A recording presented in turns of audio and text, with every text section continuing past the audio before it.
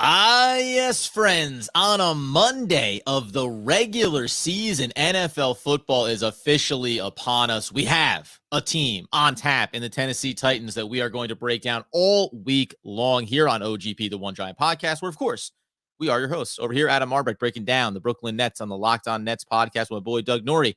And yonder there, more than ever before, the season generational ticket holder, the healthy, wealthy, and wise, Mr. Andrew Makowitz. I'm feeling good, Adam. It was great to be able to get together with you over the weekend. Adam and Memories. family host a very memorable party every year called the Hootenanny. Love it. Had a great time. My son was jumping around, having a good time. He ended up with the biggest stick for the s'more game, and that was really all he cared about. So I got to tell you, he incited, as we could only assume, a little bit of a riot around some of the kids that were attending. But that was obviously a lot of fun. Kind of an end of the summer. We all know, right? Beginning of September, everything starts to turn over. And if you're a NFL fan, it really starts to turn the corner on it. And as I said at the top here, we're going to do all this season long.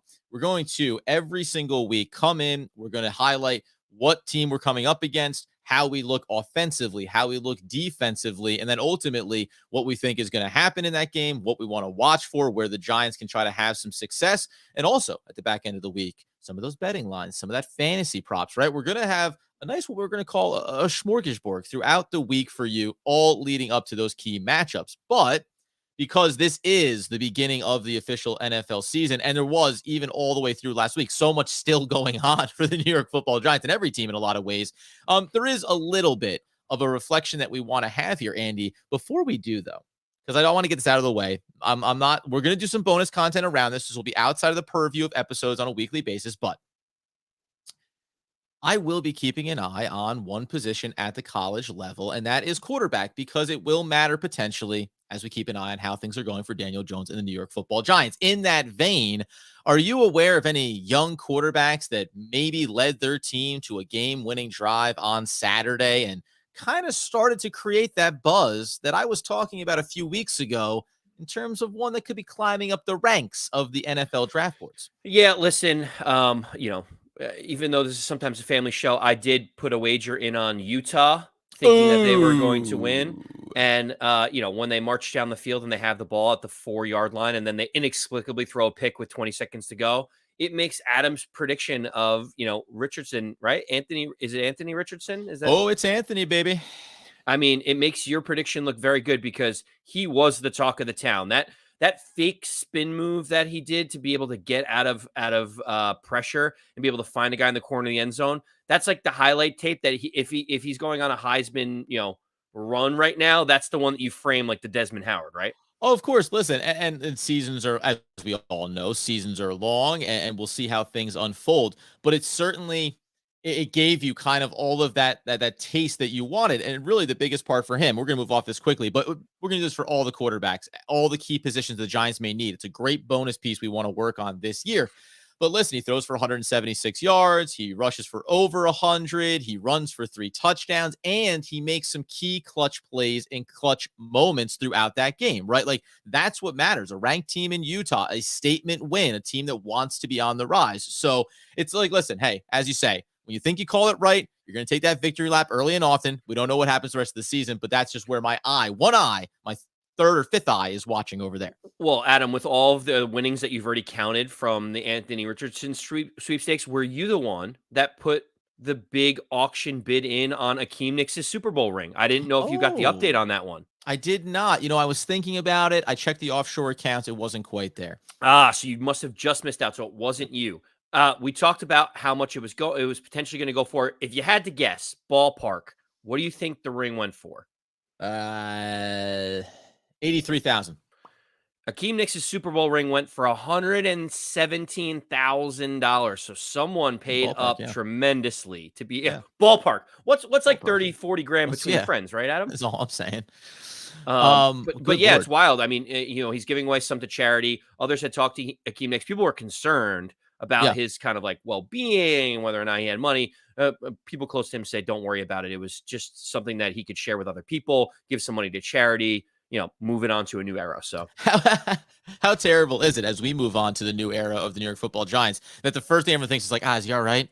Like the guy genuinely, Right. Hakeem Nicks said, I have this thing. What am I really doing with it on a day-to-day basis? I could give some away, blah, blah, blah, be charitable. And everyone goes, oh, buddy, all right. Down on your luck? Yeah, like sometimes just go with the good story and be happy about it. All right. That being the case, then good, happy time stories. We're not going to do this any more than this one time, Andy, because this is about the upcoming season. It's about so many things that we're going to discuss. But we all know that last year was a year that we had some optimism, that we had some hope around what was possible for the Giants organization, in spite of some of the concerns, some of the issues we had with Dave Gettleman as the GM, the decision that he made. Joe Judge, we wanted to give him that second year to really show that some of that old school football mentality was going to pay off. Whether it's from injuries, inconsistency, ultimately Daniel Jones gets hurt, 3/4 of the way through the year, he misses a big chunk of time, et cetera, et cetera, et cetera. It all unravels and falls apart. And now we see kind of the fallout from that in a lot of ways, because you cannot keep together a roster that was around for so much bad play on, off, in, and around the New York Football Giants field. It was just a whole host of terrible issues. Like we said, we're not going to completely rehash the past, but on Mondays for the show, we are going to come back and kind of do like a what happened yesterday if the Giants played on a Sunday. But instead for today, we're going through like the 5 or 10 minute what happened last year that got us to this point, right? Like why are we here? And really, the culmination of losing 8 straight games at the end of the season probably doesn't bode well for all the people that were responsible for putting that team together or coaching that team. Sure. So, only winning 4 games last year and bottoming it out basically meant that Dave Gettleman and Joe Judge could no longer be here. And Adam, I remember thinking in my mind, like, oh, could Joe Judge stick around? Are they going to keep him because he's well liked by the players in the locker room?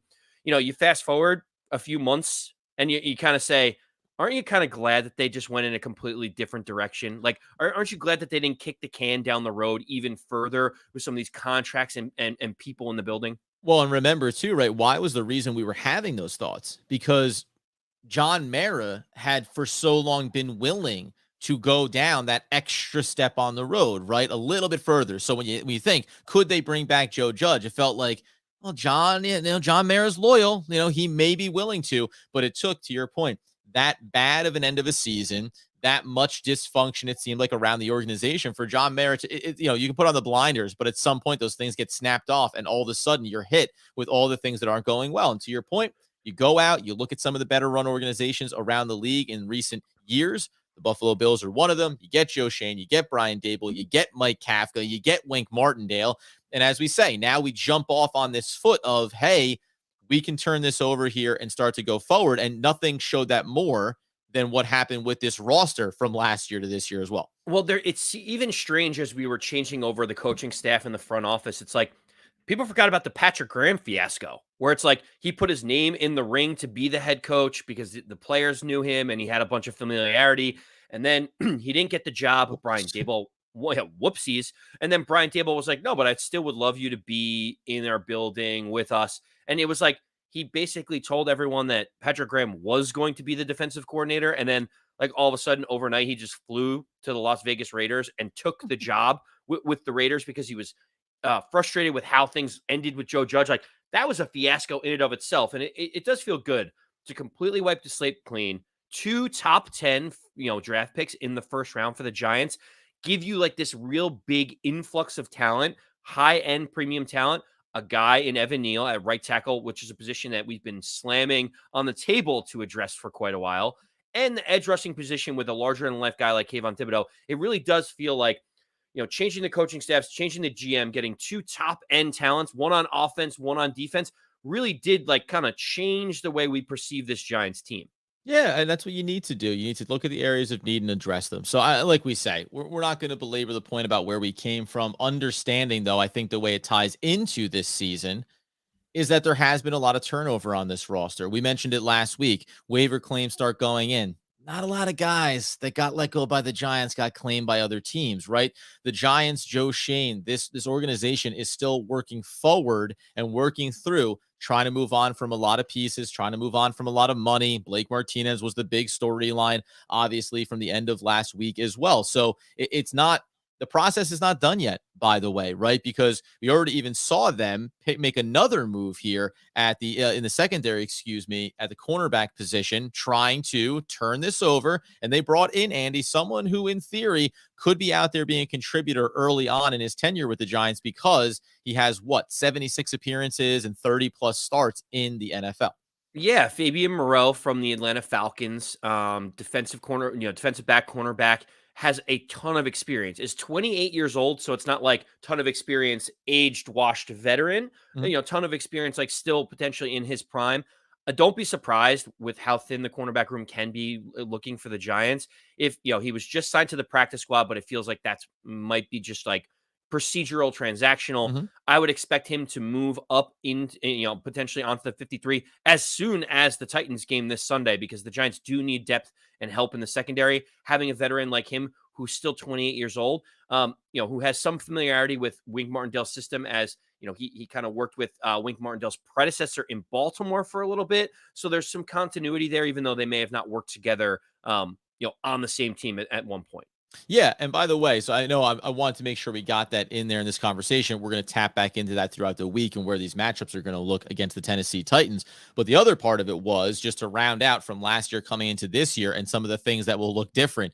This came across from Art Stapleton earlier this morning. The Week 1 starters from 2021 who will not be in the starting lineup for Sunday against the Titans. Now, this is both a combination of injuries and releases. When we say something like Shane Lemieux, Nick Gates, those would fall underneath the injury category. But we mentioned guys like right guard Will Hernandez, right tackle Nate Solder, fullback Eli Penny, Austin Johnson defensive lineman, outside linebacker Lorenzo Carter, inside linebacker Blake Martinez, cornerback James Bradbury, safeties Logan Ryan and Jabril Peppers.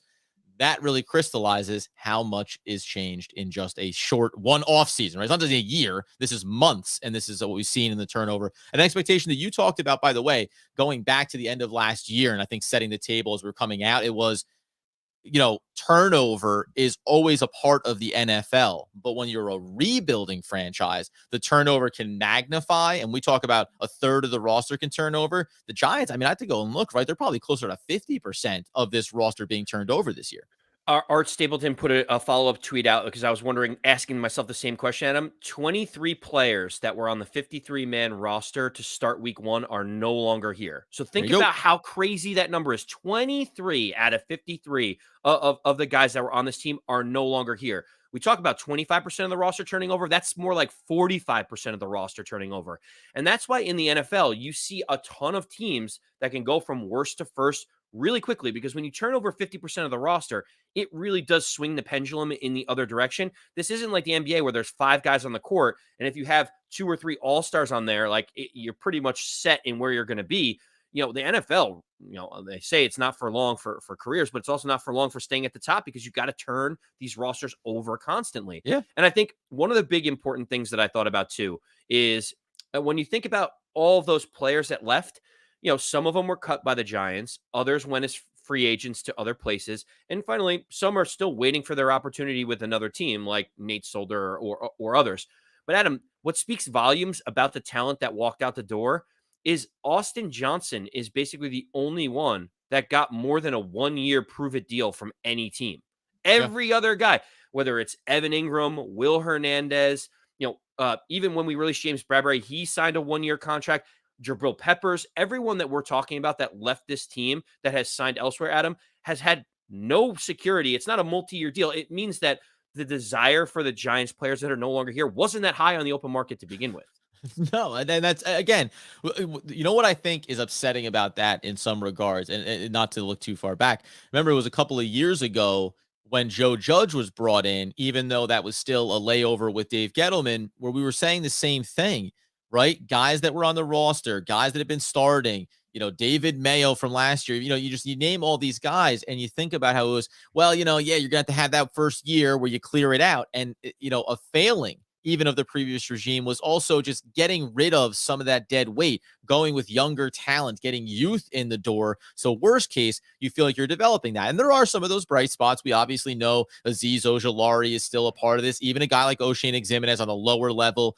You have Xavier McKinney on the back end, right? Andrew Thomas. So there are these guys that do exist there. And it was one of the things I think when we go from last year to this year and remembering that coaching matters. And we've said that before, but it doesn't seem to be any more significant than this offseason where there are guys, Julian Love, that legitimately I think have gone from being, boy, I don't know, can this guy really stick around for the Giants? Is he worth keeping to, hey, this is a captain on this roster, or this is a player that whose role and responsibilities are going to greatly increase coming into a year where you feel like clear orders, clear, mindset around what expectations are on both sides of the ball as well. Yeah, and the crazy part about it, Adam, is last year the defense kind of had this idea of like bend, don't break, don't give up the big plays, just try to keep us in the game because they're trying to manufacture points, right? Like the offense is struggling so mightily that we're trying to manufacture points. So just don't give up too many points. Keep us in the game and maybe we'll narrowly escape. And you know what that ended up with? The Giants were 15.2 points per game on offense, which was second worst in the entire league. And they were 23rd in the league in defensive points per game given up at 24.5. So the Giants were giving up 10 more points a game than they were scoring, which is why we got ratio. here. Yeah, it's a bad ratio. Is that good? It's almost impressive if you get 4 wins in that regard. Is that good? And so to me, the whole idea is Wink Martindale is also saying like, okay, with Daboll and Kafka on offense and with these dynamic weapons, like we want to pressure and we want to dictate what's going to happen. It's okay to give up a big play because there is no way that this offense is going to be scoring 15.2 points a game just based on the creativity and scheming alone of Kafka and Daboll. Yeah, 100%. Brief pause here inside of our live. Obviously, we've been doing this. I think this is the new format as well, something we haven't talked about. The live show on YouTube in the morning all week long. That's how we're going to be producing it. The times will shift a little bit, but then you can go catch it on the podcast as well, obviously. But quick shout out to guys like Tyrone, who's been in here on these live sessions, like Beef Onito, who's been a part of this as well. LJ coming in too. Everyone that's coming on these lives, we really appreciate it, including one Rudy Louise or Lewis. I don't know. You have to tell me. Roldy, excuse me. Oh, wow. Finally got both of us on the live together. Big fan. We are doing absolutely fantastic. Why? Because it's New York Football Giants. The season has begun. Optimism reigns supreme when we think about the possibility of what could be. So shout out to you, Roldy, not Rudy. Although, if you want to have a bit of an underdog story, you could always think about changing your name. Could be good for the Giants. I'm not telling you how you live your life, Roldy. But you mentioned it there when we talk about this team and this expectation. So when we look going forward here and heading into this year, you have the over-under for Giants wins. And I think we can talk about that a little bit. But I also think it's interesting to look at the defensive and offensive side of the ball and say, like, what are your expectations there as well? Because I do have a cautious concern, specifically on the defensive side of the ball and Wink Martindale and the system that he runs. So it's tough. We're going to go into, specifically the Tennessee Titans and the matchups on offense and defense. But this is just a very like overarching picture. Adam, as you know, I am the eternal optimist on the pod for Daniel Jones. So for me, what I think is, the Giants averaging 15 points a game last year. Now, Daniel Jones was hurt. There were other factors that went into it, but that number is going to come up. The question is, how much can it come up? And to me, it's like, if the Giants score 7 more points and they get into the 20s and they're at 22 points a game, like that's progress. We're getting closer to them what the defense gave up last season. Now, there are tons of question marks on the defensive side of the ball, but on offense, it's fair to think that the Giants could put up one more touchdown just with guys like Wan'Dale Robinson, Saquon Barkley healthy, Sterling Shepard back, and a better scheme overall with Kafka and Daboll trying to get people into space.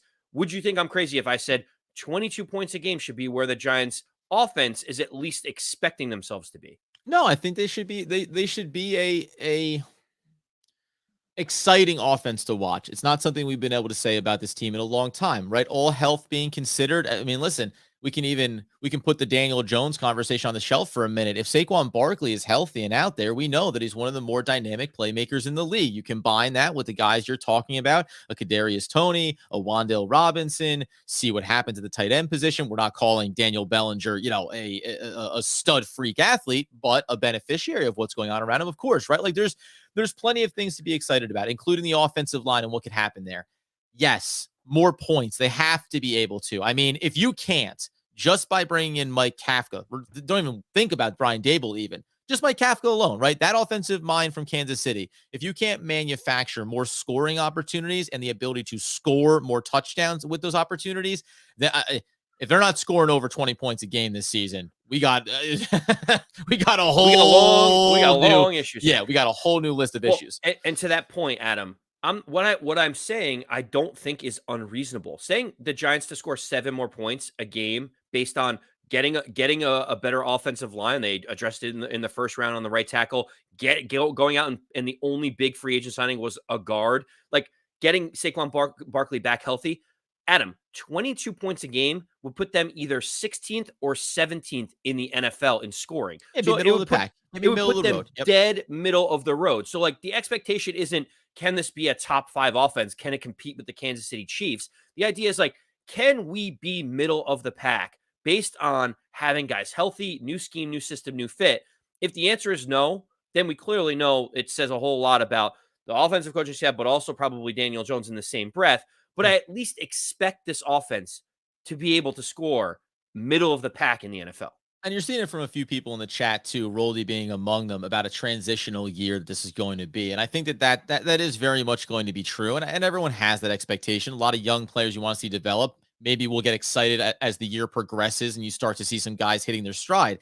When we look over at the defensive side of the ball, the reason why I brought up a little bit of a cautious concern is because go back and look at the Baltimore Ravens last year. As their secondary suffered injury upon injury, all of a sudden the Wink Martindale system starts to suffer, right? Because you want to bring that pressure. You're going to leave your guys out on an island on the back end. And already right now, we've seen Azeez Ojulari had some little injuries. Kayvon Thibodeau avoided a season ender, but is still going to be brought along here slowly. And we'll see how he looks going in towards the Tennessee game as the week progresses. You lost a guy in Darian Beavers. We're not overstating it, but that's the reality. He was maybe building towards being a contributor, and you get rid of certain players from whether from last year, talking about James Bradbury, or just moments ago with Blake Martinez, a guy that I'm fine to have moved on from him. And also, there is now a gap there, right? So the Tay Crowder, Micah McFadden-led, defensive linebacking core, all of these things combined with the secondary, I think growing pains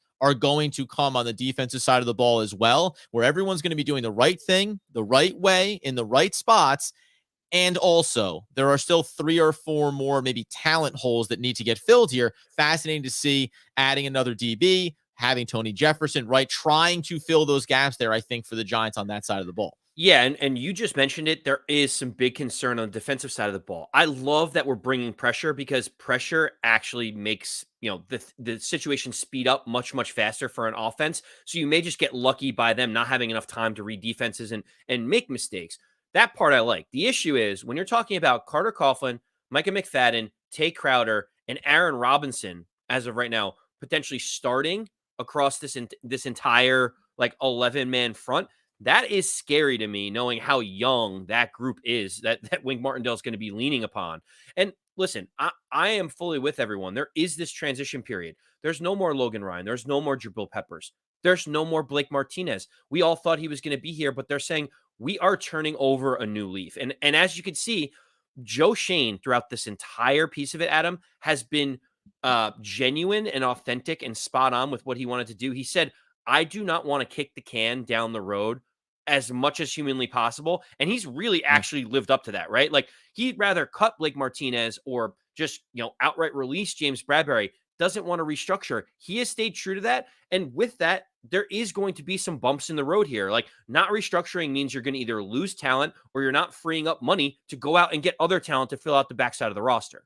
Yeah, but you have to do it. And I think the one thing I'll say here, and then I want to talk about the over-under for the season wins, and we'll get out the door here. As Andy said, as we said at the top, appreciate everyone being on the live, and we're going to keep doing them all season long. Tomorrow, we start turning our attention to the Tennessee Titans, talking about the offensive and defensive side of the ball, presenting what they've done to improve themselves, where they're coming from as a team, and how we stack up against them. That's what we'll build as we work towards the Sunday matchup and the start of the Giants NFL season. But for some reason, perceptually, and you hear this especially when it comes to like to baseball a lot of times. Oh, it's the Yankees, it's New York, the Mets now having a really great season. It's the market. You can't have off seasons, you can't have bad years, you can't rebuild. The fan base won't tolerate it, which I appreciate. I don't think any fan base wants to lose, but somehow the media market saying like, hey, it's a big deal because you're New York. Well, guess what that can do?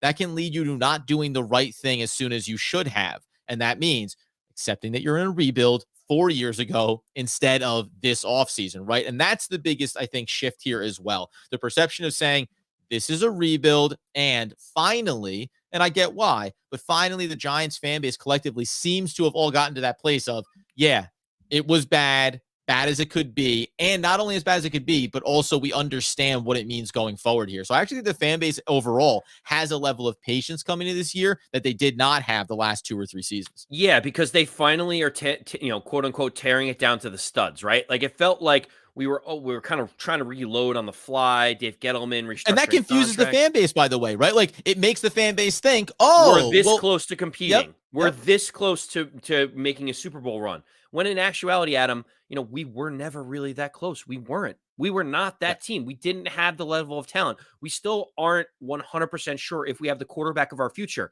And so why mortgage the future for today when you don't think that you have it just yet, right? Like, and so to your point, when we talk about the New York Giants right now, depending on if you're on a couple different betting websites, right now they either have the Giants at over under at 7 wins or at 7.5 wins, where you get a little bit of a bigger payout where, 7 isn't a push, it goes to 8.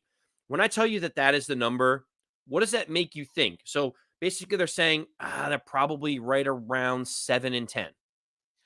Yeah. I think that for me, coming in on the front foot here, I look at it as the Giants are going to get better as the year goes on, hopefully, find their rhythm as the year goes on.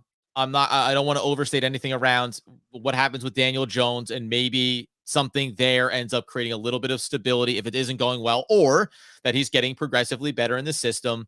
But I think the start of the season, where there are some winnable games, could end up being losses for everything that we've highlighted here, right? I think it's going to be a gradual process getting off the ground, and I want to be pleasantly surprised. We'll see what happens in the first game, right? But that's my perception, and I don't know, as this offseason has gone on, combined with not just what they're doing as an organization, but also some of the injuries that they've sustained and choices that they've had to make. It's hard for me to right now in this moment sit here and say, "Oh, give me the over, baby." Like they're gonna get to 8 wins. That's a real hard stretch, including one aspect we're gonna get into during this week and throughout the season as we build towards it. What the division looks like and the schedule overall. It's tough because I do what every fan does, Adam. I look at the schedule, I go down the list, and I'm like, loss, win, win, win, loss, That win. classic game we all love to play. You just pick. Everyone does it. It's okay to admit it. It's fine. The issue that I have is like the games that you already put in the win column for the Giants is like what, 4 games, maybe 5 games, and those are the games that you would expect. It's like the stretch of the Jaguars and the Seahawks and the Texans and maybe the Lions, the Bears, maybe we get the Panthers early. So those are the games that you kind of put in the win column, and then the rest you're like, ooh, I don't know, are we going to beat the Ravens? Are we going to beat the Packers? Like those feel like very tough games for the Giants. Well, go ahead. And by the way, because I'm doing some double duty here, just trying to keep an eye on some things on the side. But by the way, though, all the teams you list, like the Chicago Bears, right? And rightfully we go, that's a winnable game. The Chicago Bears are saying that's a winnable game. Like the Giants are the winnable game on a lot of team schedules. And the question becomes, which of all these teams, the Giants are included in them, end up being one of those surprising teams this year, right? Well, that's the question. And to that point, you were going right down the path that I was saying, is like the wins that you put in the Giants win column feel less confident than the losses I've put in the loss column for the Giants, right? It's like, what's more likely, that the Texans upset the Giants or the Giants upset the Packers, right? Like that's how I'm thinking about it in my mind, where it's like, it feels like the losses are a little bit more solidified. So 7 is a tough number. But again, the Giants were competitive in a few different games last season. Like they beat the Eagles, right? They beat the Raiders. So let me ask you something. They should have won the Falcons game. Like there are games that they should have been in that they should have won. Let me ask you something then on that front though, because so what is I think the equation that we're actually going to be asking ourselves is because you would argue that last year's roster might have been in totality more talented on paper than this year's roster, right? Because you have a lot of youth, a lot of inexperience, right? So the equation that's being asked here is, will the better coaching with younger, less experienced talent be more valuable than the talent with borderline disastrous coaching, right? Like that's a lot of what we're going to be asking. And I think the one carryover theme, true of every NFL team, is the injury factor and how those get managed. And I think that that's the thing that'll be a lot harder this year than last year, regardless of coaching, is if a couple of key players sustain injuries here, we've already seen some, but if you now have an injury to a key player, knock wood, not going to say any names, where, it's going to be, okay, that's it for us here. Now we're looking to rookies. Now we're looking to even less experienced players to step in. Yeah, and that's the tough part, Adam, is like the way that I think about it is injuries throw everything out the window. The Giants are a 4-win team, right? They were a 4-win team last season. So as you mentioned, the easy games on the schedule, the other teams look at us and they think the exact same thing. They're like, the Giants stink. They only had 4 wins. But to your point, it's an interesting kind of question of, oh, does poor coaching and putting the players in the wrong position, even though they're more veteran and talented, like really put them in a bad spot? Look, this offseason so far, it feels like we're trending in the right direction. You look at the preseason games. I know preseason doesn't mean that much, but the Giants were scoring at least in the 20s in every single one of those preseason games. The offense looked a little bit more competent with how they were moving the ball down the field. They were among the top yardage offensive teams in the preseason. And again, the problem being that Davis Webb did a lot of that work for the Giants in some games. But a lot of that is the scheme, right? A lot of that is like, this is the new scheme. That's what you're asking at him. Like, Davis Webb may not be as talented as other quarterbacks or Daniel Jones, for instance. And it's like he's still able to manufacture points and get down the field because the offense is so creative. So that's why, to me, obviously, we know that the secondary is young and we're going to have to let them develop. It's going to take time under Wink Martindale. But it does feel like this is Daniel Jones, in his 5th year, basically. It's like, it's time for you to grab the reins and be able to handle an offense that is all predicated on you staying healthy and getting the ball out very quickly. In his 4th year, obviously, yeah. Yes, No, 100%. But no, but and a pivotal year for him, 100%, man. Listen, let's highlight a few things here before we get out the door. As we said, we're going to continue to feather in a lot of this conversation, our full blown predictions. We'll get into those, and a lot of this is going to be week to week. That's what, I'm not going to be disingenuous and overstate what I think the Giants can or cannot do here. I think we need to see it on the field first because so much of it remains a mystery, especially on the offensive side of the ball. We did not get any sample size around the starters and what we think they're going to be capable of. But just quickly here, if we could, I like this one a lot from Mike. I can't believe what the Blake cut did to some fans. You'd swear that cost us 3 games, 100%. I also like this one from Tyrone. Going to focus on coaching and execution. If this team is disciplined, they can compete. Not saying win, just overly compete. And that, I think we're getting a lot of reasonable fans following the OGP. And then last but not least here, I almost skipped right over top of him here. I'm tired of the easy scheduled predictions. When your team is garbage, there are no easy games. 100%. And while I'd like to elevate the Giants beyond garbage and maybe say that they are the wrapper that you may have thrown garbage out in, or the bag that the garbage went into before it made it to the recycling bin, I think that this team is right there at the base, right? And now every week we're going to be talking about and discussing what is possible. What are the takeaways from this game? And we hate to do it. Not about wins and losses. Do we see progress? And those are going to be building blocks that we think they can get better on as we work through the year. Yeah, and Adam, at the end of the day, I think Tyrone said it best. Another said it best. It's all about trying to compete. It's not about fully winning games yet for the Giants because we can't. It would be brazen and crazy to say we're going to go from 4 wins to 12 wins. We're all of a sudden just going to be flourishing in the system. It's all about getting competitive. We can't have those 38-11 games against the Rams where we never had a shot. Right? Yeah, no more blowout losses. Yeah, be in them. We can't lose 30-10 to the Tampa Bay Buccaneers, and just completely get destroyed. We can't lose to the Eagles 34-10.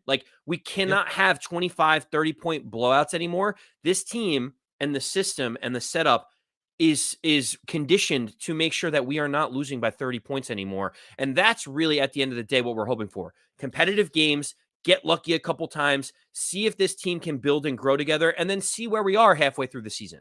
Yeah, whatever you think this team can accomplish, the young players that you think can be cornerstone pieces, whoever they are, Daniel Jones, Saquon Barkley, Xavier McKinney, right, Dexter Lawrence, any of these guys, if they are not having consistent performance, I don't mean individually, as a team, it's going to be harder and harder to think about them going forward. Some of these guys have been here for years now and having horrible results on a week-to-week basis. Need to turn it over. We will turn our attention over to the Tennessee Titans starting tomorrow. We're going to break down both sides of the football for both the New York Football Giants and the Tennessee Titans. How do we match up? Where can we take advantage? We said end of the week, betting lines, predictions, all that good stuff, guys. If you are enjoying the content, you get over to YouTube, you subscribe to the channel, you like it, you share it, you want more of it, we're going to give it to you. You get over to the podcast feed where you get those needs fulfilled as well. And as Andy Makowitz, as I say at the top, now more than ever, wants, needs, and nay, demands the people know. As always, let's go Big Blue.